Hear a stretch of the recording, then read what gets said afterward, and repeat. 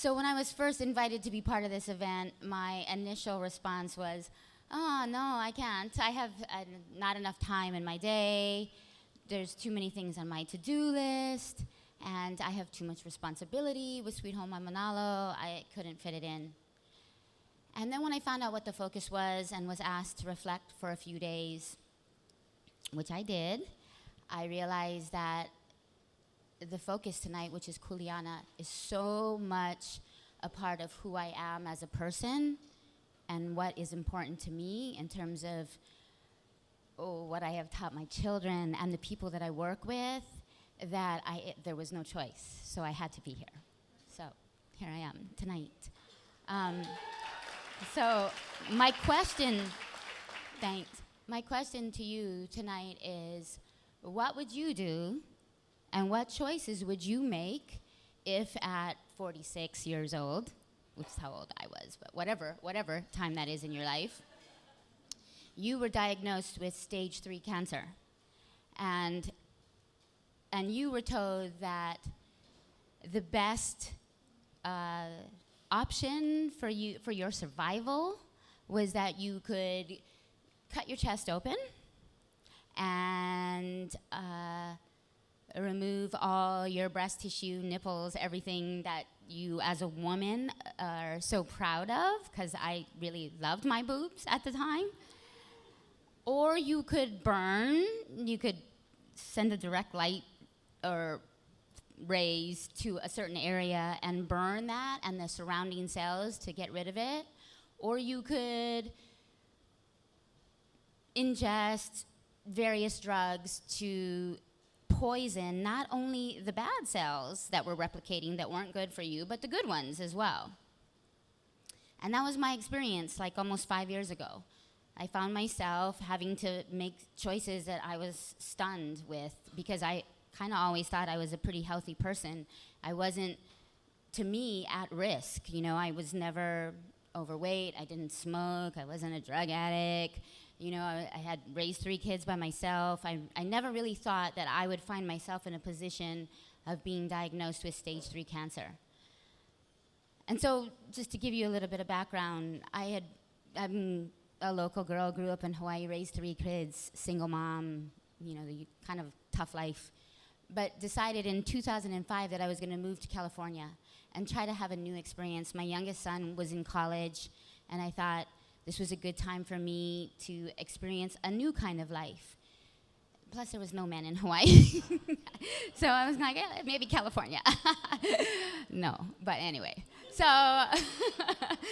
so I went there because I had an opportunity to work with some friends who were building a tea business. And with my experience here in Hawaii in food and beverage, I thought this was a good opportunity for me. So I took it. I was there for a year and a half. And as we all know, in 2007, things started to kind of go downhill in the economy. And they lost the lease on their flagship store, which was like their $2 million a year store, which meant that they could no longer afford me. So I found myself in California in a new environment with not many resources, and I was unemployed, living in Santa Monica, like a super high rent district. So the universe sort of opened up a time frame for me, because maybe 5 months prior to that, I had found a lump in my left breast that was pretty small. And I thought, oh, it's nothing. It's going to go away. I was a little bit in denial. And I didn't pay attention to it. But now that I didn't have work, Labor Day of 2007, this was my new work. And, man, it was a year journey, for real.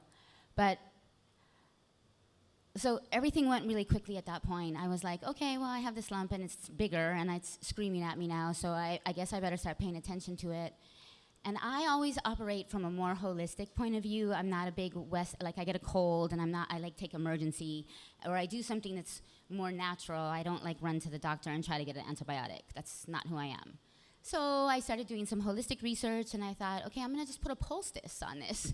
And I went to the natural pharmacy, and I tried to get the supplies necessary for that, and the pharmacist there was like, you can't do that. What are you thinking? I'm like, well, I don't know. I don't know. What do you mean? And she's like, you need to go see a doctor. And I'm like, well, I don't have a doctor. I just moved here. So she gave me her OBGYN's name. 10 days later, I was in to see the doctor and I was still really hopeful. I was still like, she was going to tell me this is no big deal. Unfortunately, she didn't reassure me in that way. The next day, she's like, you need to go get a biopsy, which I did. And then it was Labor Day weekend, and things moved pretty quickly after that point. And I was like overwhelmed with decisions that I was so unprepared for. And I think that none of us really think, like we all go about our day thinking we're healthy and that the things that we eat and drink are fine for us and that we do the best that we can. And really, this was an opportunity for me to just step up my game a little bit more. So when I was diagnosed, I think the hardest thing for me, not only just accepting the diagnosis, but the hardest thing for me was being able to tell people. And I still get super emotional, but like most people were like, oh, they thought I was gonna die. Like it was like really devastating. It was more devastating for them than it was for me because I didn't think I was gonna die, but they did. So reassuring them was the hardest part of this whole journey. And here I am 5 years later. Yay, I'm still alive. So, and I appreciate that. Thank you. But what I want to say to you, what I want to share with you tonight is my journey. And cancer today in our modern society is so prevalent. And so just so that we can kind of maybe get a little bit of an idea, how many of you, either directly or by a family member, a cousin, an auntie, an uncle, a grandparent, a parent, or your circle of friends are somehow afflicted by cancer or some other horrible disease. See, like, okay, so if you look around, it's like almost 100% of the room. And so we have to start to think about how come that is. Why is it that we're finding ourselves younger and younger in a situation where our health is compromised? And that's what I started to think about when that happened to me. And the options that were presented were me was, oh, yeah, you should have a lumpectomy, take it out, get radiation. I'm like, no. And then it was like, well, you could have a mastectomy. We take all the tissue and the nipple and everything, and you can have reconstruction, and then we'll go from there. And that seemed to me really to be the best option because then I was going to be able to avoid radiation and possibly chemotherapy if the margins were clear. If they got the tumor and everything looked good, then I was going to be okay. Unfortunately, that was not the case. I opted for a bilateral mastectomy with reconstruction. Yeah. And thank goodness for that, because I was still single. So I was like, man, I have to at least put a bikini on. Anyway, so unfortunately, after surgery, I was informed that when they do a bilateral mastectomy, they take the sentinel nodes, and I'm not sure if you're all familiar with your lymphatic system, which is part of your immune system, which runs parallel to your circulatory system. But my lymph nodes in my chest were positive for cancer. If that happens, then they automatically go in and they take a dissection from your armpit, which is the axilla, and they determine whether or not you have to have chemotherapy. So they did that, and apparently the 2 nodes in my chest were positive, and the dissection in my armpit, there was still 1 more node that was positive. So out of 33-some nodes, or 30-plus nodes, 3 were positive for cancer. So at that point, my surgeon, who was amazing, said, I'm really sorry, Joe, but you're going to have to take this other route that you don't want to take, because in Western medicine, this is the only way that they know how to kill cancer, is chemotherapy. And so I met with some oncologists and some radiologists, and it was so devastating for me. Like, I had to go home, crawl into bed, and not talk to anyone. And then I decided this is where Kuleana became so important to me. It was at that point in my life that I transformed how I thought about my body holistically and who I was as a person. And I couldn't rely on anyone else, a doctor, my family, anyone. Like, it was really going to be up to me to heal myself. And that's what I did. So I took a month to meditate and do some research, and I decided that I wasn't going to do chemotherapy, that I was going to choose a more natural route. And that route to me began with food. And in the 3 weeks prior to surgery, I had done every alternative thing that exists on the planet. I did chakra rebalancing. Everybody familiar with your chakras? 7 chakras, yes. And then I did past life regression. So I went back into the womb, and I rebirthed myself, thinking maybe there was some trauma there. I started doing acupuncture on like a weekly basis, for sure. And the most profound thing I did was meet with a nutritionist, and not a regular nutritionist like by the book kind, who's like, oh, okay, these are the things you should be eating. This particular nutritionist works with iridology. So she looked in my iris, she looked in my eye, and she was able to, by looking in my eye with a flashlight, tell me where I was deficient in certain minerals and nutrients. And then she put me on a diet, I guess, a food program that was going to support my immune system. And that was, to me, the most transformational thing that I ever did. So I took it a step further. After surgery, I went to a 30-day vegan retreat in Nebraska, which was total mom and pop. Like, there's some fancy ones out there that are like week-long, San Francisco, Mexico, Florida, very vacation-y. I did this one in Nebraska. This is not a vacation. This is like no mountains, no greenery. It was March. It was all snow. I was like, oh my God, what did I get myself into? But 30 days of complete vegan nutrition. So no meat, no dairy, supplements. I juiced 3 times a day, wheatgrass 3 times a day, certain herbs and supplements that are good for your body when your immune system is compromised. It was I can't, if it weren't for that, I wouldn't be standing here today, really. You know, those people were amazing. And their premise for healing is from the Seventh-day Adventists tenet, which is a belief system. And I'm not a big, I totally grew up Catholic, went to a Catholic school my whole life, became a born-again Christian. And by the time I was 30, I was like, I don't need any of that. I'm going to be about astrology. But anyway, I went to this place. I do have a belief in God or a higher power, someone that creates the miracle of our body, the fact that I could grow a baby and that my brain functions. I don't have to do anything, and I'm still here. You know, everything does it on its own. So we know, and the nature and the sun and the moon and the stars, like really, we know there's some higher power. So the Seventh-day Adventist premise is this, which is called New Start. So when I went to Nebraska, they call these the 8 natural laws of health, or the 8 natural doctors, actually. So we don't even really need real doctors. These are your doctors right here. So nutrition begins with food, whole food, real food that nourishes your body. We all know that if we didn't have food, we probably wouldn't all be here. So no food, no life. That means we need, and Pop-Tarts are not food.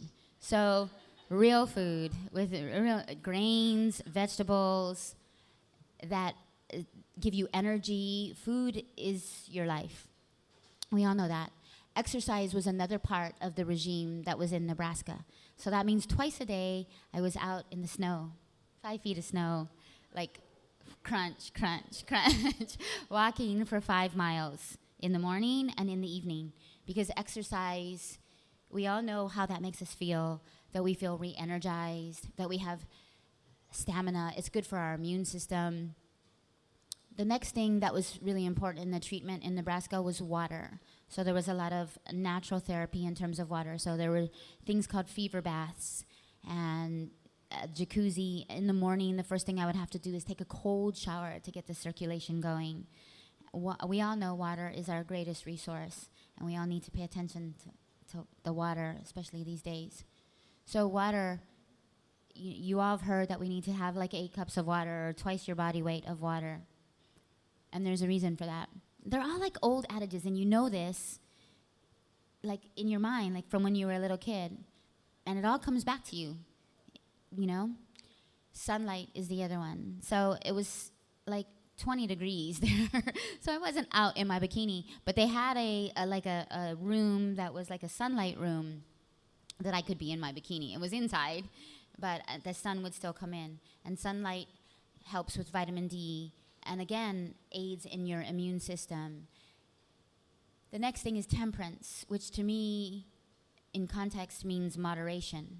So you can overwork, you can overeat, you can get too much sun, you can get too much exercise, you can do everything too much or too little.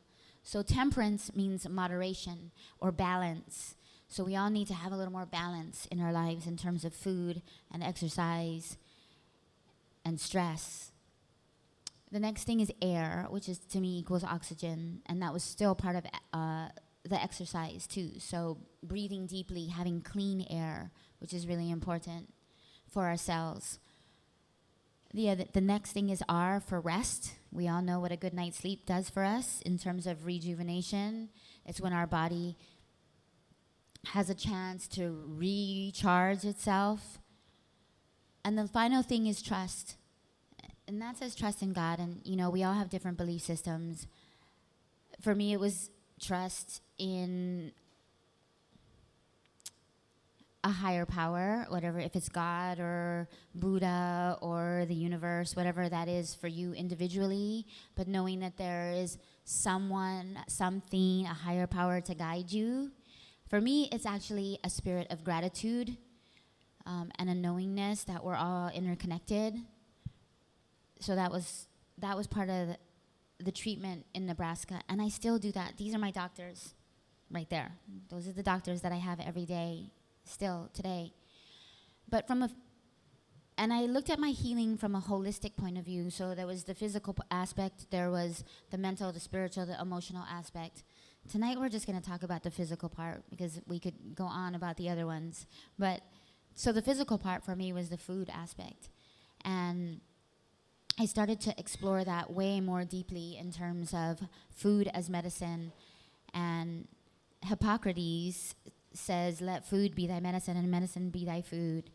And so that to me became that became what I was passionate about.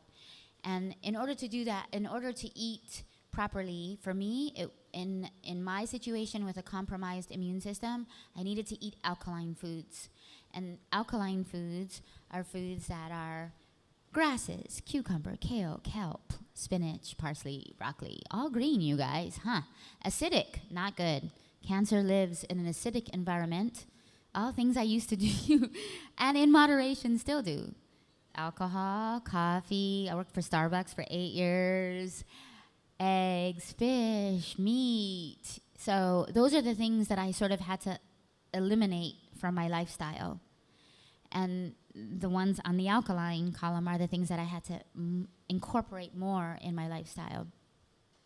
And at first I felt a little bit punished, but then I was like, man, I could do that or I could have chemotherapy. So then the choice became really easy and clear for me. And those are the things that I still do today. And that's why I chose to come back to Hawaii and do Sweet Home Waimanalo.